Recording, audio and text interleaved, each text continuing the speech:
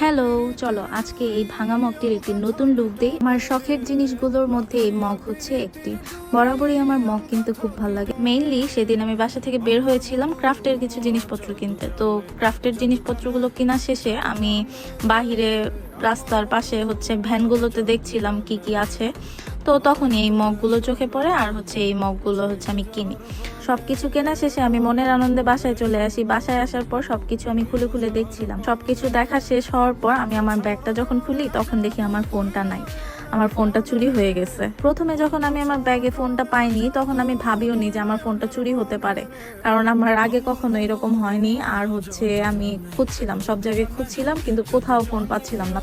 যখন রাস্তার সাইডে আমি জিনিসগুলো দেখছিলাম তখন আমি আমার ফোনটা আমার ব্যাগের মধ্যে রাখি আর তারপরে আমার ফোনটা চুরি হয়ে যায়। পর আর কি কিছুদিন আগে দেখি এই মগটাকে যেন ভেঙে রাখছে। এই বলো তো কেমন হয়েছে? Thanks for watching. আল্লাহ হাফেজ।